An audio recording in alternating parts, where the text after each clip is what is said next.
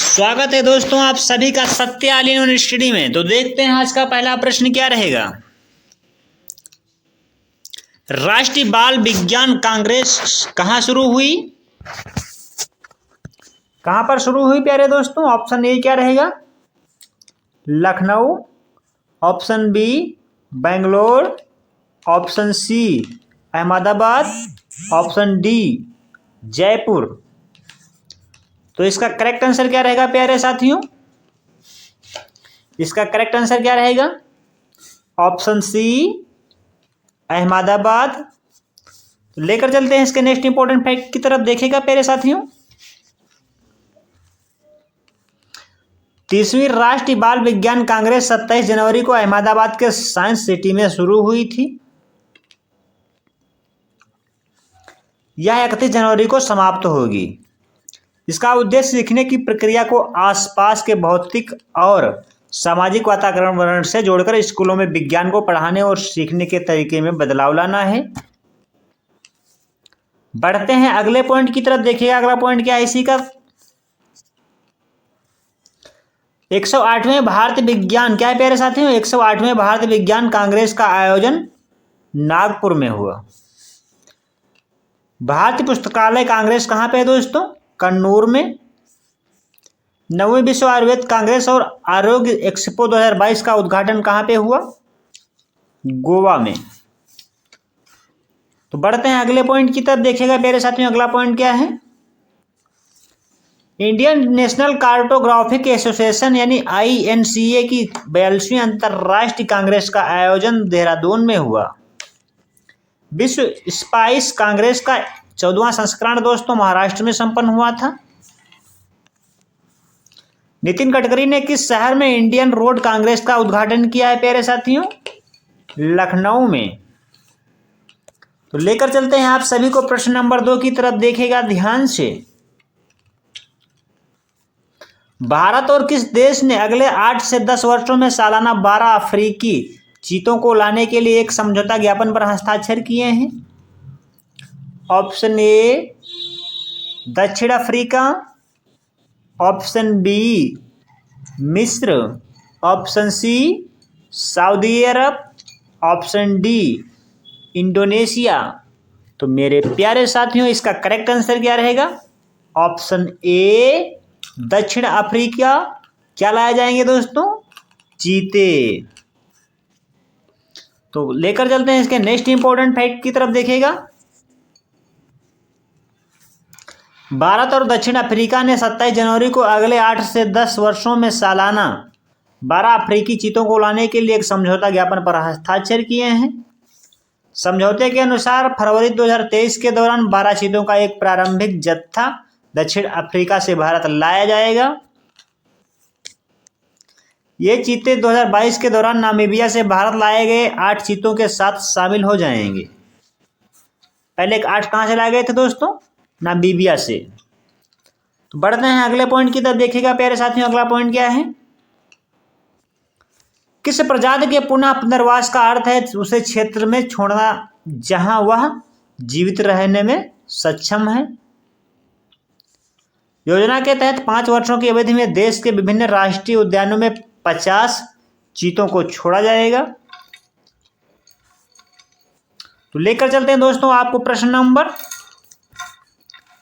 अगले प्रश्न पॉइंट की तरफ। देखिए अगला प्रश्न पॉइंट क्या है। देश का अंतिम चीता वर्ष 1947 में छत्तीसगढ़ में मृत पाया गया था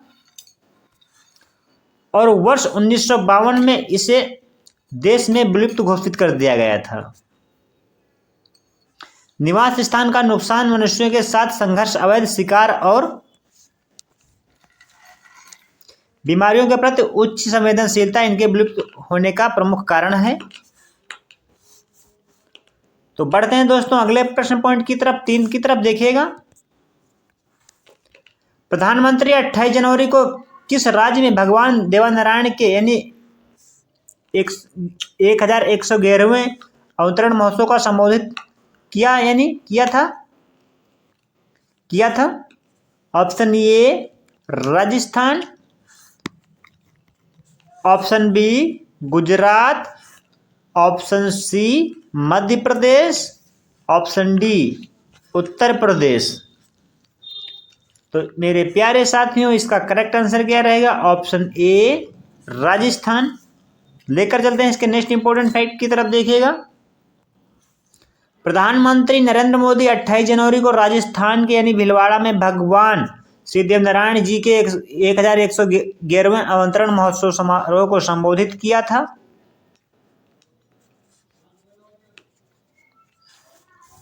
कार्यक्रम के दौरान पीएम मोदी मुख्य अतिथि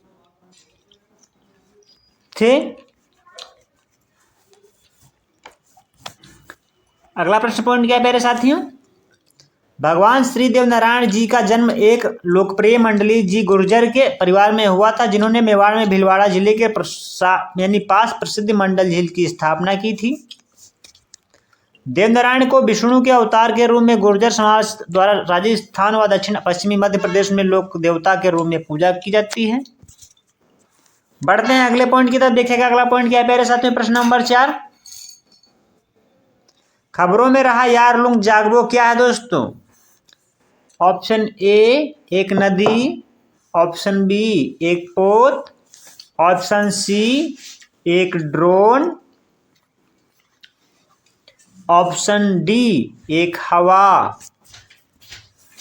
तो मेरे प्यारे साथियों इसका करेक्ट आंसर क्या रहेगा? ऑप्शन ए एक नदी। लेकर चलते हैं इसके नेक्स्ट इंपॉर्टेंट फैक्ट की तरफ। देखिएगा, हाल ही में एक सैटेलाइट चित्र के माध्यम से पता चला कि चीन द्वारा भारत, नेपाल और तिब्बत के ट्राई जंक्शन के निकट तिब्बत में यारलुंग जागबो ब्रह्मपुत्र नदी पर नए बांध का निर्माण कर रहा है, जो भारत के लिए चिंता का विषय बना हुआ है। बढ़ते हैं अगले पॉइंट की तरफ। देखिएगा अगला पॉइंट क्या है प्यारे साथियों? प्रश्न क्या है? यारलुंग जागबो यानी ब्रह्मपुत्र नदी, जान लेते हैं इसके बारे में। ब्रह्मपुत्र नदी को चीन में यारलुंग ताक्सो के नाम से जाना जाता है। उद्गम स्रोत इसका दोस्तों मानसरोवर झील है। कुल लंबाई दोस्तों इसकी कितनी है? 28 यानी 2880 किलोमीटर। तिब्बत में दोस्तों कितनी है? 1700 किलोमीटर। और अरुणाचल प्रदेश और असम में इसकी दोस्तों 920 किलोमीटर। बंगाल क्या प्यारे साथियों? बांग्लादेश में कितनी दोस्तों? 260 किलोमीटर। बढ़ते हैं अगले पॉइंट की तरफ। देखिए अगला पॉइंट प्रश्न नंबर 5 क्या है, जान लेते हैं इसके बारे में। लुइसा स्टेफनी और राफेल मांटोस की ब्राजीलियाई जोड़ी ने मिस्र युगल में कौन सा खिताब जीत लिया है? Option A Australian Open, option B French Open, option C USA Open, option D Singapore Open. तो मेरे प्यारे साथियों इसका करेक्ट आंसर क्या रहेगा? इसका करेक्ट आंसर क्या रहेगा प्यारे साथियों, जान लेते हैं। ऑप्शन ए ऑस्ट्रेलियाई ओपन। बढ़ते हैं इसके अगले पॉइंट की तरफ। देखिए अगला पॉइंट इसका क्या है? Most important fact, Australian open tennis में लुइसा स्टेफनी और राफेल मांटोस की ब्राजीलियाई जोड़ी ने 27 जनवरी को विश्व युगल खिताब जीता। ब्राजीलियाई जोड़ी ने मेलबर्न में रॉड लेवर एरिना पर भारतीय जोड़ी यानी रोहन बोपन्ना और सानिया मिर्जा को 7.6 से 6.2 से हराया। सानिया मिर्जा 2005 में अपने गृहनगर हैदराबाद में WTA एकल खिताब जीतने वाली पहली भारतीय थी। कब दोस्तों? 2005 में। बढ़ते हैं अगले पॉइंट की तरफ। देखिएगा अगला पॉइंट क्या है प्यारे साथियों? वह अगले महीने दुबई में एक टूर्नामेंट के बाद टेनिस से संन्यास लेंगी, जहां उन्होंने एक दशक से अधिक समय बिताया है और हाल ही में एक टेनिस अकादमी शुरू की है। किसने दोस्तों? सानिया मिर्जा ने। बढ़ते हैं दोस्तों अगले प्रश्न नंबर की 5-6 की तरफ। देखिएगा, किस राज्य में नाबालिग लड़कियों से शादी करने वाले पुरुषों को कठोर कानून के तहत कारावास की सजा देने की घोषणा की है? Option A Assam, option B Telangana, option C Kerala, option D Rajasthan. तो मेरे प्यारे साथियों इसका करेक्ट आंसर क्या रहेगा? इसका करेक्ट आंसर क्या रहेगा? Option A Assam. लेकर चलते हैं इसके नेक्स्ट इंपोर्टेंट फैक्ट की तरफ। देखिएगा ध्यान से, असम कैबिनेट ने उन पुरुषों पर मामला दर्ज करने का फैसला किया है जो नाबालिग लड़कियों से शादी करते हैं। उन पर 2 साल से लेकर आजीवन कारावास तक के कड़े कानून का प्रावधान है। तो दोस्तों बढ़ते हैं प्रश्न नंबर 7 की तरफ। देखिएगा, चैट जीपीटी की बढ़ती लोकप्रियता के बीच गूगल अपना कौन सा एआई चैटबॉट लॉन्च करेगा? Option A GoPro, option B Sparrow, option C Hub, option D mid end. तो इसका करेक्ट आंसर क्या रहेगा प्यारे साथियों? Option B Sparrow. बढ़ते हैं इसके नेक्स्ट इंपॉर्टेंट फैक्ट की तरफ। देखेगा ध्यान से, चैट जीपीटी की बढ़ती लोकप्रियता के बीच गूगल अपना एआई चैटबॉट स्पैरो लॉन्च करेगा। डीप माइंड गूगल की एक आर्टिफिशियल इंटेलिजेंस की कंपनी है जिसने चैट जीपीटी को टक्कर देने वाला अपना एक नया एआई चैटबॉट तैयार किया है। कथित रूप से इस चैटबॉट का नाम स्पैरो है। क्या है प्यारे साथियों? स्पैरो है। लेकर चलते हैं अगले पॉइंट की तरफ। देखिएगा अगला पॉइंट क्या है, प्रश्न नंबर 8। निम्न में से किस पूर्व भारतीय सेना के प्रमुख एयर मार्शल हरजीत सिंह अरोड़ा का निधन हो गया? ऑप्शन ए नौसेना, ऑप्शन बी वायुसेना, ऑप्शन सी जल सेना, ऑप्शन डी इनमें से कोई नहीं। तो प्यारे साथियों इसका करेक्ट आंसर क्या रहेगा? इसका करेक्ट आंसर क्या रहेगा? ऑप्शन बी वायुसेना।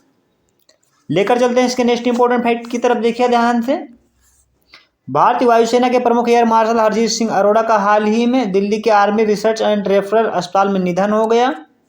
एयर मार्शल हरजीत सिंह अरोड़ा को दिसंबर 1981 में भारतीय वायुसेना में एक लड़ाकू विमान पायलट के रूप में नियुक्त किया गया था।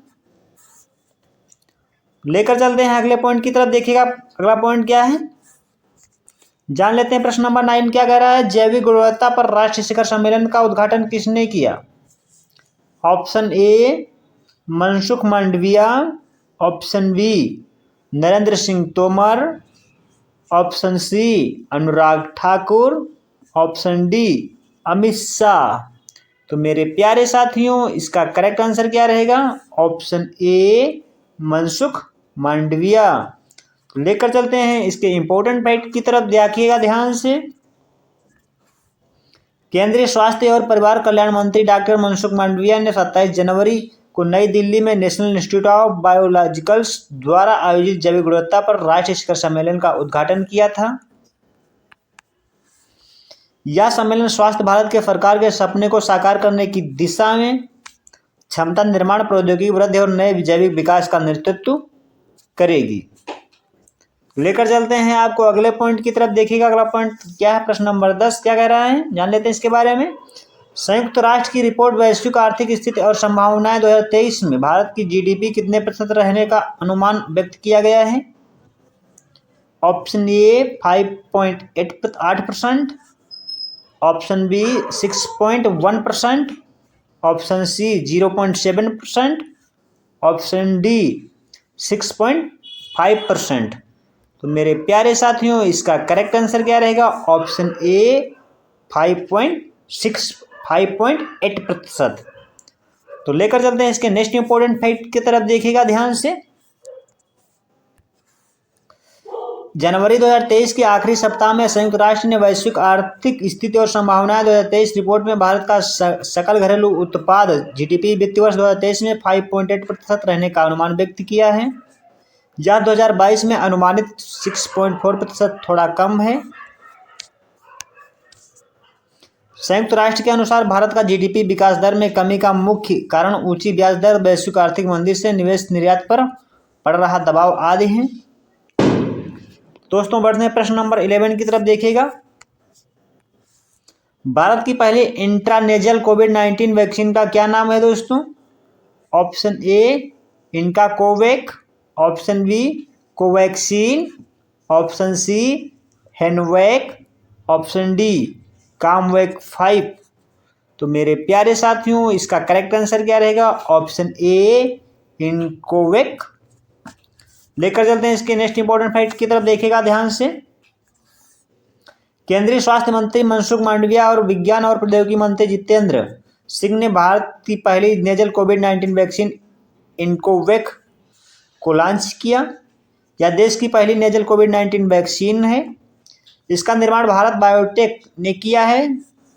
यह कोविड-19 के लिए दुनिया का पहला इंट्रानेजल वैक्सीन है जिसको 2 प्राइमरी डोज के साथ अनुमोदन प्राप्त हुआ है। यह एक बूस्टर खुराक है, नेजल वैक्सीन।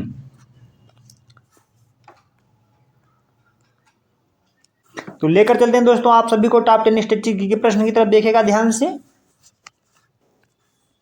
पानी से भरी टंकी के ऊपर से देखने पर कम गहराई दिखाने का कारण क्या है? अपवर्तन प्यारे साथियों।